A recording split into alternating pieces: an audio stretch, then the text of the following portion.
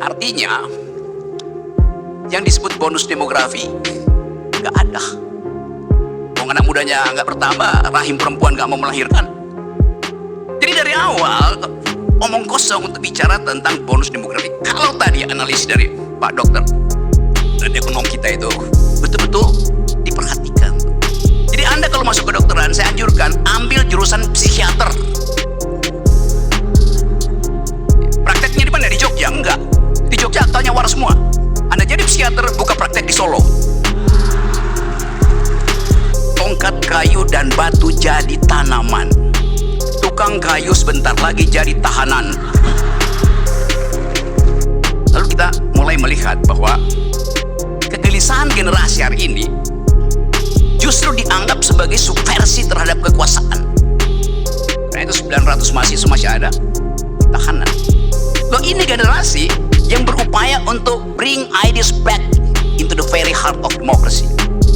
900 orang yang lagi ditahan, itulah yang memungkinkan kita percaya bahwa mereka berpikir, mereka mengucapkan critical overview terhadap keadaan kekuasaan.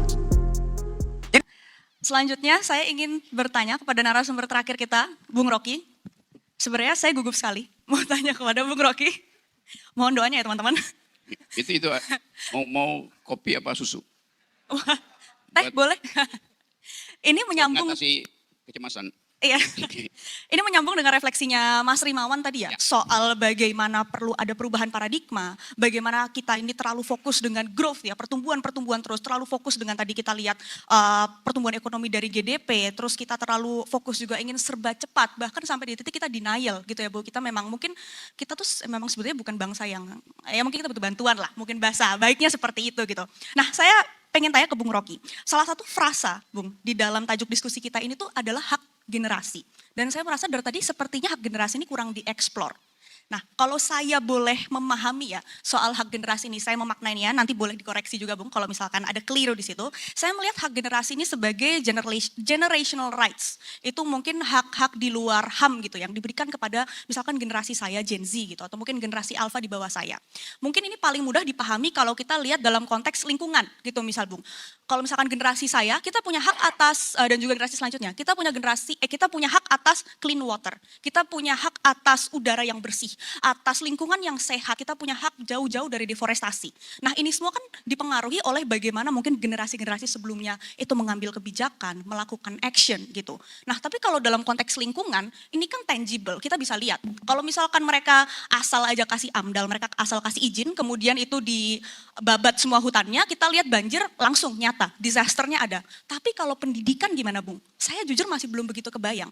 Kira-kira kalau misalkan para policy makers kita saat ini, ketika mereka menyusun kurikulum kita misalkan, mereka bikin kurikulum merdeka, tapi mereka tidak menggunakan paradigma ada generational rights yang harus dijamin ke depannya, kepada generasi-generasi selanjutnya. Apa resikonya Bung?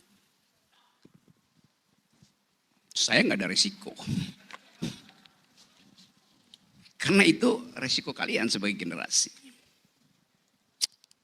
Hak generasi, haknya ada, generasinya tidak ada. Kan diterangkan tadi oleh Pak Dokter bahwa kita mengalami depopulasi. Artinya, yang disebut bonus demografi nggak ada. Anak mudanya nggak bertambah, rahim perempuan nggak mau melahirkan. Kan itu konteksnya. Jadi bayangin ada depopulasi tapi berharap ada bonus demografi. Itu contradictio in adjectiva. Yap. Lalu Baris tadi juga terangkan bahwa ada upaya untuk memberi hak pada generasi melalui intervensi anggaran. Anggaran pendidikan 20% tuh. Tapi kita tahu akhirnya yang tadinya apa tadi sebelah sana itu nilai tapi fact-nya lain. Normanya adalah 20% untuk pendidikan, faktanya 20% itu diambil untuk dana desa. Okay. Faktanya dana desa itu pindah menjadi MBG. Faktanya MBG berubah menjadi kaos. Faktanya kaos pindah ke UNICEF sebagai laporan pelanggaran hak. That's the reasoning.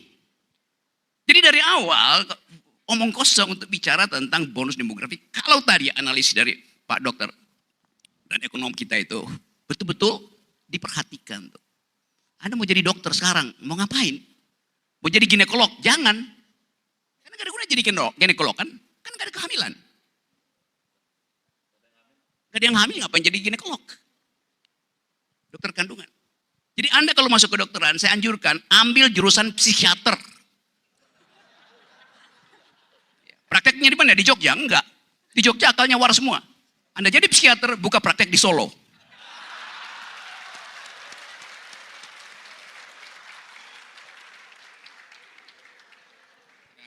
Udah ada tepuk tangan, oke terima kasih.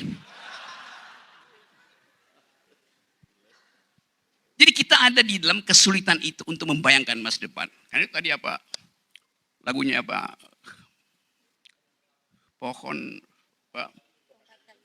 Tongkat kayu dan batu jadi tanaman. Tukang kayu sebentar lagi jadi tahanan.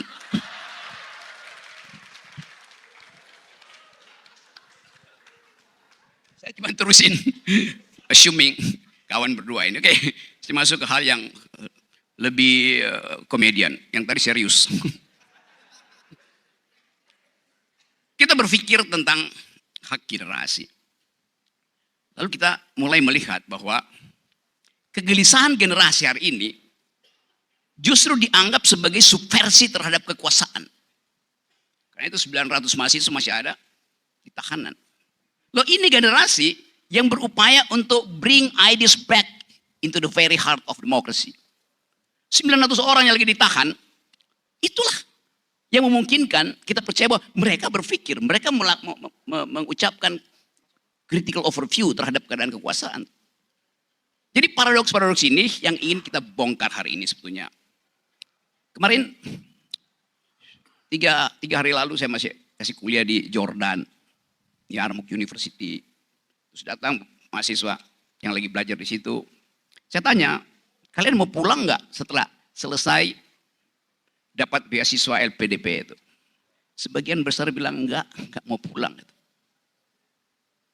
Kita mau, kenapa dia nggak mau pulang? Bukankah dia bertanggung jawab terhadap uang yang diberikan oleh negara? Gimana patriotismenya? Tapi dia berpikir rasional. Kalau saya pulang, saya menikah, anak saya lahir, MBG-nya udah bubar. Karena dananya habis kan.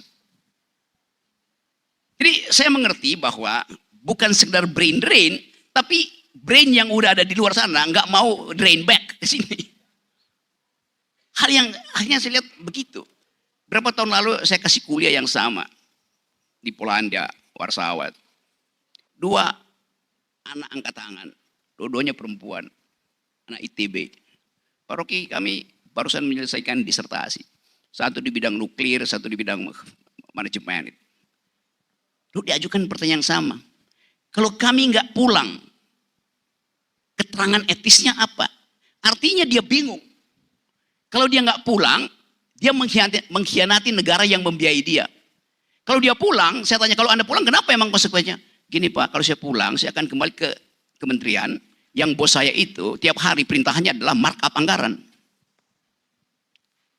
Dia nggak mau pulang untuk jadi kacung dari pejabat yang tiap kali memerintahkan dia markup. Dia nggak mau pulang karena ekologi korupsi itu belum tuntas di Indonesia. Dilema moral bagi mereka. Mereka ingin mengabdi pada negara. Tapi mereka tahu bahwa struktur teknokratis kita lebih banyak dikuasai oleh para koruptor. Jadi moral call di kita hari ini adalah kembalikan lebih awal hak generasi untuk menerangkan pada publik bahwa mereka mampu untuk bersaing di 2029. Jadi apa? Jadi leader. Tapi bagi mereka, buat apa jadi leader di 2029 kalau dari sekarang yang akan bersaing dengan mereka ada para leader, bukan para dealer adanya. Kita mau baca kegelisahan generasi itu.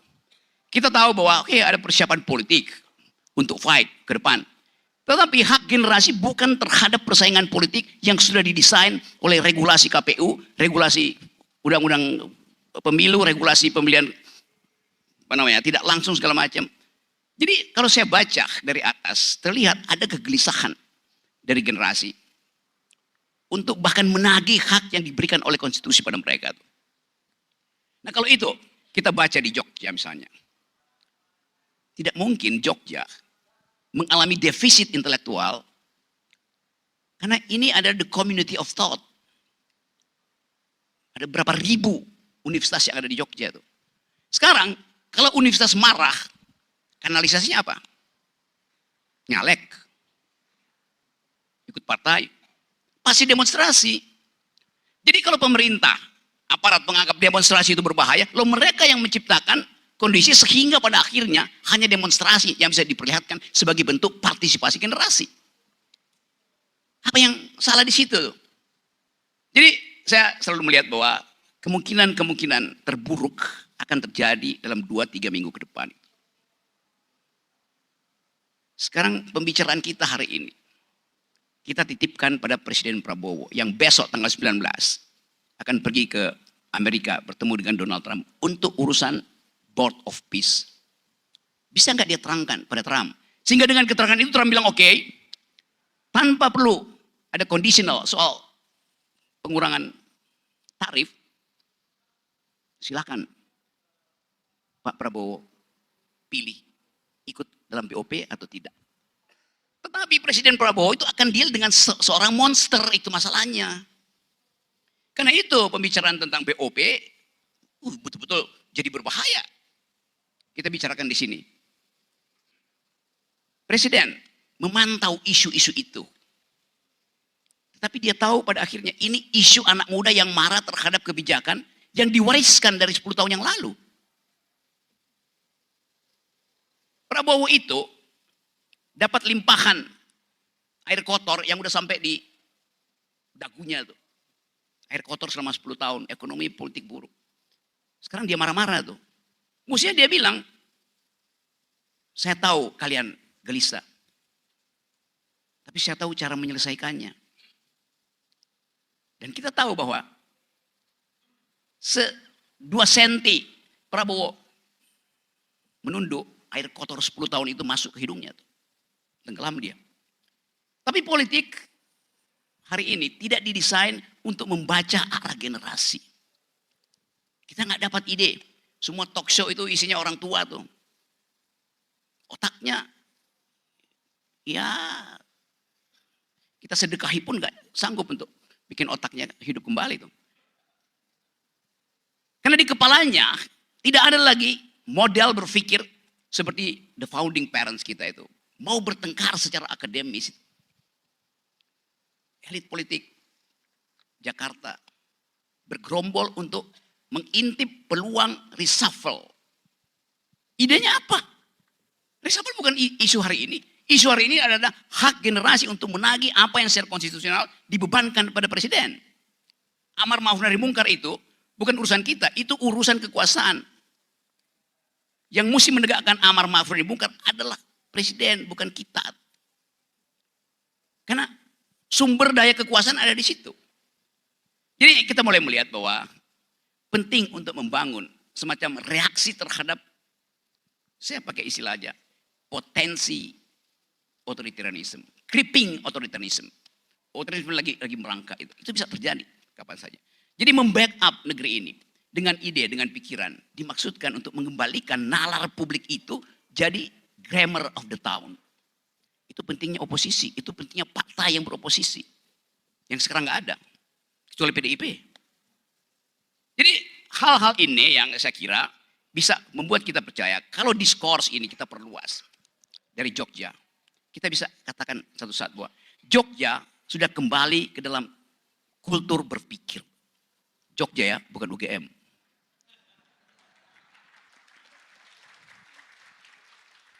Kan dalilnya itu. Jadi sekali lagi kalau pembicaraan semacam ini 3-4 kali kita diseminasi di kampus pasti akan terbentuk critical epistemologi, critical epistemic, komunitas epistemik yang hanya dihidupkan oleh keinginan untuk berpikir, keinginan untuk berargumen secara rasional. Dengan cara itu saya percaya bahwa Jogja bisa menghalangi makhluk-makhluk pragmatis, makhluk-makhluk rakus untuk merampas hak generasi di sini. Saya percaya Jogja tidak akan jadi kandang gajah.